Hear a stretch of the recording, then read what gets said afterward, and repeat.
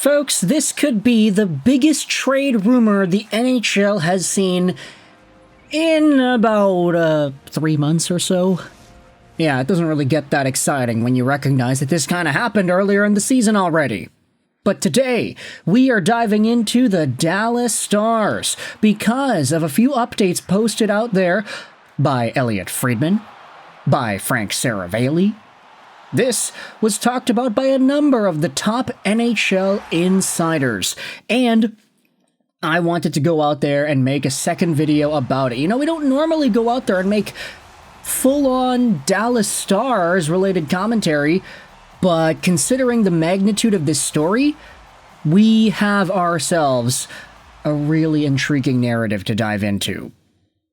This is what was talked about by Elliotte Friedman on Sportsnet 590 The Fan. Take a look at this.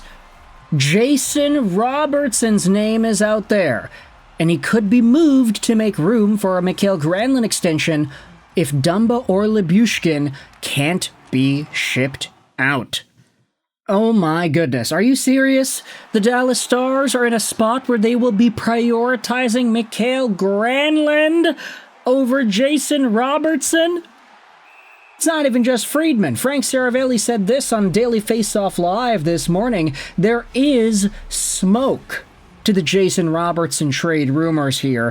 Folks, we could be on the horizon of a world where the Dallas Stars went from J-Rob to Rantanen. Instead of just keeping both, they had a brief period of time where they're overlapping, but then they decide, all right, well, we can't keep Granlund, we can't sign the guys that we want to sign, so we're going to ship out a big, beefy Jason Robertson, who does need a new contract himself. Robertson's making $7.75 million till the end of next season, so he'll be able to get an extension on July 1st, just in a few weeks here.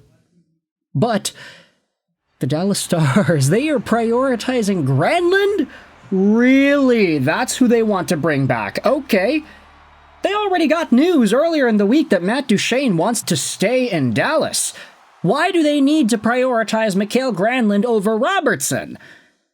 I guess the philosophy is, okay, well, we like Granlund and we like Duchene. Duchene wants to stay here, so we'll keep him, and then we want Granlund too. But we already have a number one left winger who can score points and get a lot of big numbers in Mikko Rantanen, so why would we get two of them? Why would we stick with Jason Robertson, who had an 80-point year back-to-back years and also had 100 points the year before that? This guy has been a 79-plus point player every single year the past few years, and the only time he disappointed was, honestly, this previous year and the year before. A lot of folks would go out there and say that Robertson, with only 80 points in 82 games, was sort of disappointing, but I digress. He still scored 80 points. He had 6 points in 11 games in the playoffs this year for Dallas, so that also can be a point of concern. We saw Mikko Rantanen absolutely take control of the Dallas Stars offense and score these clutch goals and be super reliable, super impactful.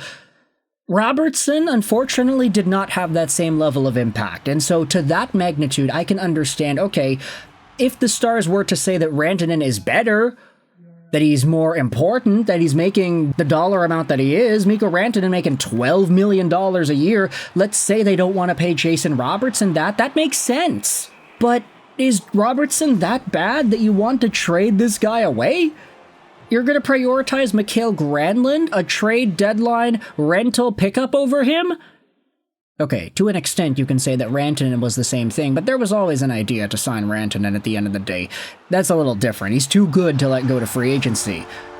But the Dallas Stars, they have about $5 million in roster space right now. So if it's all going to boil down to Lyubushkin and Dumba, it's really going to boil down to those two guys because, hey, they're making pretty beefy dollar amounts too. 3.75, 3.25. Now, it's not the biggest in the world, but it is enough to be considered significant here. And with the fact that Dallas does need to re-sign guys like Jamie Benn, Matt Duchene, Mikael Granlund, they're all up in there, it just boggles my mind that their first instinct is to trade Robertson.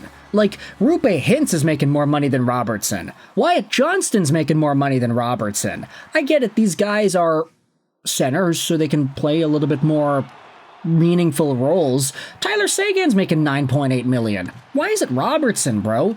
Were they really that disappointed in what Robertson showed off in the playoffs that they're all of a sudden thinking, yeah, that guy's gone? Mason Marchment could be on his way out. Everybody's talking about speculating whether or not he can sign a free agent deal with some other team worth way more than $4.5 million a year next year, so why not trade him and then get that money freed up there? There are a number of ways the Dallas Stars can keep some of these top players. Trade Marchment, trade Dumba, trade Lyubushkin. You're just going to have to trim out the fat on the edges and then bring back some of these players. Granlund, Duchesne, Ben, if they all want to sign in Dallas, they're going to take cheaper deals. You got no state tax in Dallas, bro. What the hell? It's the same thing with Vegas, with Florida, with Tampa Bay. There's an opportunity here, and instead of taking full advantage of it and just working around the top-tier players that you have, they're like, yeah, let's trade away Robertson. What? Ay. Is Lyubushkin and Dumba really that bad? I don't know, man. Like, there's probably gonna be a taker or two for those players. I mean, we all recognize that they weren't really doing all too well, so I kind of wonder. There's probably some team trying to reach the cap floor that would be able to get those contracts, maybe get both of them. If by any means the Dallas Stars wanted to free up that money, I feel like they could. They don't need to resort to trading away J-Rob. But if he does end up on the block, if he does end up finding himself on some other NHL team, y'all already know that my Vancouver Canucks need a top-tier scorer to play with Elias Pettersson. That would be phenomenal. Even if he only gets 80 points a year for the rest of his career, 80 points out of a winger will be a lot more helpful than Jake DeBrusk. So, Vancouver, Patrick Allvin, please get this done. Let's get Jason Robertson to Vancouver over here. But ultimately, this trade update from Friedman and Seravalli talking about how Jason Robertson could legitimately be on the market. Seravalli saying there's smoke behind this trade idea. I mean, that just totally blows my mind, man. That does. And I want you to let me know your thoughts in the comment section below. How do you feel about the Jason Robertson trade rumors and the update here saying that he is very well an option for the Dallas Stars to explore moving in the offseason before his eligibility for an extension kicks in on July 1st? Do you think this guy has played himself into a territory where all of a sudden it might not be all too necessary to keep him? There is already Mikko Rantanen. There is already that number one bona fide franchise-defining winger. Why not have two? Well, because the other one didn't produce like that in the playoffs. Is that a fair enough reason to shop out Jason Robertson? You can let me know your thoughts in the comment section below.